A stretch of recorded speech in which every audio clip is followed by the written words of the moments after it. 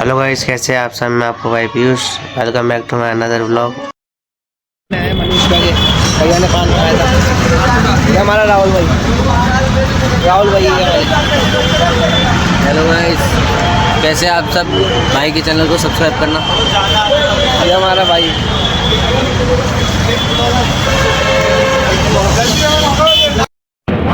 राहुल भाई आओ यार। गाइस दाना नोली वाला है, दाना नोली वाले का छोटा भाई है गाइस, ये राहुल नोली वाला। ये हमारे स्कूल का टॉपर, ये बैक बेंचर। मास्क लगा ली देखो। आजा आजा चल। हमेशा छोरियों से बात करता रहता है गाइस ये, हमेशा छोरियों से बात कर। भाई कोई छोरियों से बात नहीं कर रहा, मैं इसके भाई से ही बात कर रहा हूँ। अरे किसके? मेरे भाई बॉयफ्रेंड है इसका। 12 फरवरी से मेरे बोर्ड है, तो मैं अभी ज़्यादा कुछ पढ़ा नहीं हूँ, तो मैं यूट्यूब पे कुछ देख रहा हूँ सिलेबस के बारे में। क्या फाइनल सिलेबस डिस्कस किया है? मैं ऑलरेडी डिस्कस कर चुका हूँ वैसे तो पहले, लेकिन आरबीएससी ने कुछ 2-3 माइनर चेंजेस किए हैं मार्किंग स्कीम के अंदर, वो इस लेक्चर में आपको मैं बताने वाला हूँ। तो मैं आज डिस्कस करूंगा detailed syllabus plus blueprint current year 2025-26 के फाइनल एग्जामिनेशन में क्लास अभी कोई कस्टमर नहीं है इसलिए पढ़ पा रहा हूँ गाइस, जो आरबीएससी पूछने वाली है। सबसे पहले गए इसलिए मेरी 2 बुक है। पहले ये पार्टनरशिप टाइम ही नहीं मिलता पढ़ाई करने का। Accounting for companies partnership firm वाली बुक में मेरे पास 4 टॉपिक है। फर्स्ट टॉपिक जो है बेसिक कॉन्सेप्ट ऑफ पार्टनरशिप, इसका ओवरऑल मार्किंग है 7 मार्क्स। ओवरऑल मार्किंग है 7 मार्क्स, जिस 7 नंबर में से 3 क्वेश्चन आएंगे आपके 1-1 नंबर के, और 2 क्वेश्चन रहेंगे 2-2 नंबर के। तो टोटल 5 क्वेश्चन आने वाले हैं इस चैप्टर में से। 3 क्वेश्चन 1-1 नंबर वाले हो सकता है, जिसमें से कोई मल्टीपल चॉइस क्वेश्चन हो, कोई फिल इन दी ब्लैंक्स हो, या फिर कोई वेरी शॉर्ट आंसर टाइप। दूसरे topic change in PSR and admission of a partner, इसमें से 5 क्वेश्चन 1-1 नंबर वाले, 1 क्वेश्चन 2 नंबर का, और 1 बाकी लोगों की तरह पूरे दिन पढ़ने की जरूरत नहीं है। अगर मैं अपनी असलियत पे आ गया, चाहे मुझे पढ़ाई पसंद ही नहीं क्यों ना हो, लेकिन एक बार मेरे पे आ जाता है ना कि तुम 15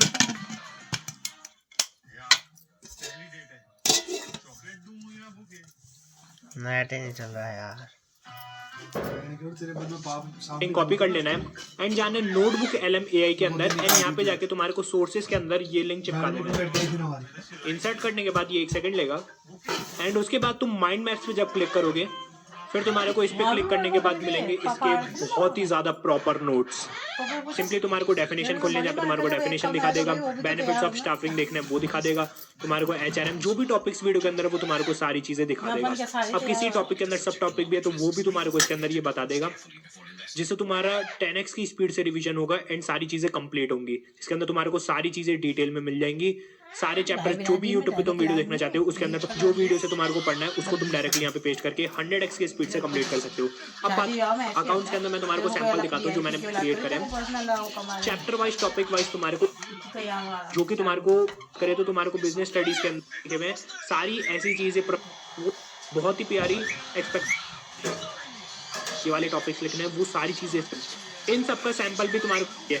एंड प्लीज परचेज करें जो पूरे साल में नेटफ्लिक्स वगैरह दोस्तों के साथ टाइम पास करें, इंस्टाग्राम रील्स, इन सब पे टाइम बर्बाद करें। एंड के अंदर एंड के 15 दिन के अंदर आकर मेरे को कोई इंपॉर्टेंट टॉपिक्स की वीडियो नहीं देखनी, इंपॉर्टेंट क्वेश्चन की वीडियो नहीं देखनी।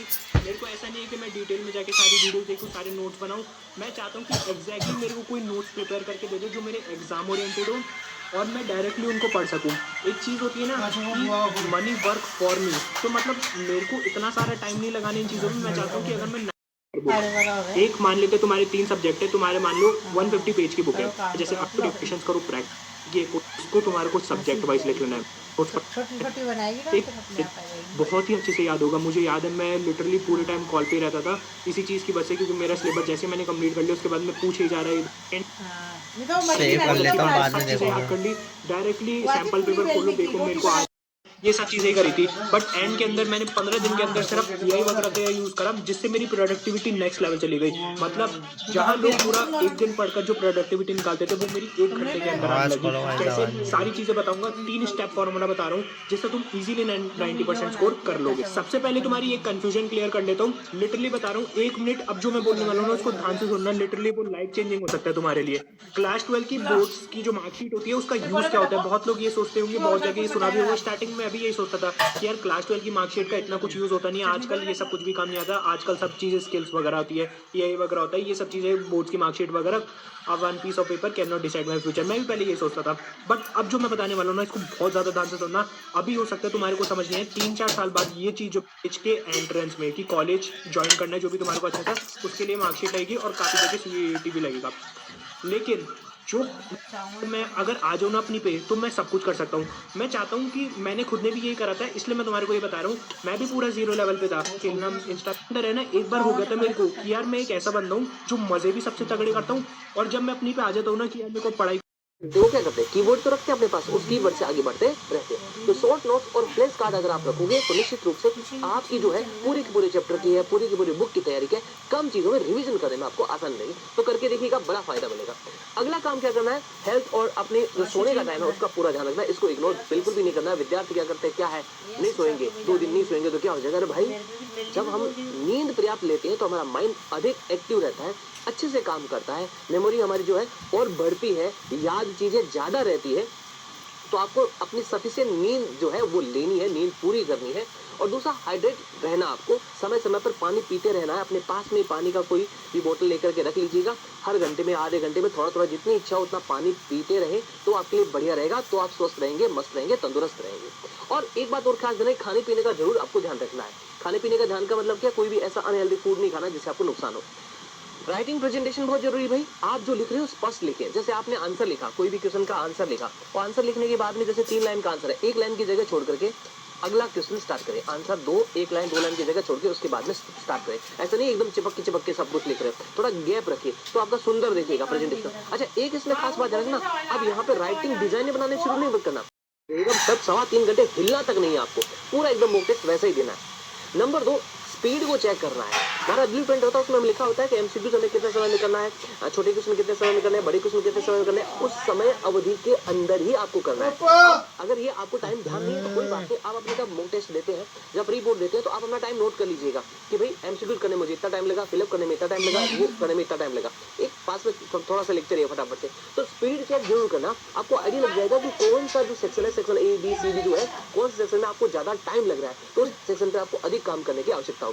तो 2 काम आप करोगे तो निश्चित रूप से आपका टाइम मैनेजमेंट बहुत बढ़िया हो जाएगा। और जो विद्यार्थी कहते हैं सर सब कुछ आता था लेकिन पेपर पूरा कर नहीं पाए, ये जो दुखड़ा सुनाते हैं पेपर होने के बाद में, ये दुखड़ा उनका नहीं रहेगा, यानी समाधान हो जाएगा। तो पेपर होने से पहले समाधान करना जरूरी है। तीसरा काम, अब बड़ी बड़ी जो हमारी बुक्स है, बड़े बड़े नोट्स है, सब कुछ पढ़ सकते हैं क्या भाई, पॉसिबल नहीं है, संभव नहीं है। तो संभव कैसे बनाया जाए, आपको इन दिनों में क्या करना है, शॉर्ट नोट बनाना आपको, और फ्लैश कार्ड वगैरह बनाना है। शॉर्ट नोट का मतलब होता है कोई 2-5 पेज का है, उसको तरह से हम बिताएं ताकि जो एग्जाम हॉल में जब बैठे तो एकदम आराम से, तसल्ली से जो कुछ भी पढ़ा उसको बेहतर तरीके से कैसे लिख सके, इसको लेकर के ये वीडियो रहने वाला है। तो चलिए बिना किसी देरी के शुरू करते हैं। पहले विद्यार्थियों, जब भी हम पढ़ाई करते हैं और एग्जाम नजदीक आ जाता है तो बड़ी चिंता हो जाती है कि पढ़ रखा है फिर भी ऐसे लग रहा है कि कुछ नहीं आ रहा है, कुछ आ रहा है, बहुत सारी दिमाग में ऐसे उलझने आ जाती है। तो ये जो लास्ट के डेज है उसको हमें किस तरह से प्लान करना चाहिए ताकि हमारे लास्ट डेज जो है बहुत अच्छे से जाए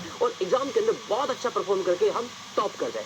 सबसे पहली और खास बात, आपको क्या ध्यान रखना है, आपको अपने अभी जो डेज है उसको एक रेशियो में डिवाइड कर लेना है कि भाई 80-20 वाला रेशियो का फॉर्मूला आपको करना है। यानी जब आप पढ़ाई करते हैं तो आपके जो सब्जेक्ट है उन सब्जेक्ट में कुछ ऐसे चैप्टर हैं जो ज्यादा मार्क्स के आते हैं और कुछ है वो कम मार्क्स के आते हैं। तो 80-20 वाला आपको रेशियो रखना है। 80-20 का मतलब है जो ज्यादा मार्क्स से आने वाले हैं उनको थोड़ा सा ज्यादा पढ़ लीजिए, उनका रिवीजन ज्यादा कर लीजिए, और जो कम मार्क्स के आने वाले थोड़ा कम टाइम उनको दे दीजिए।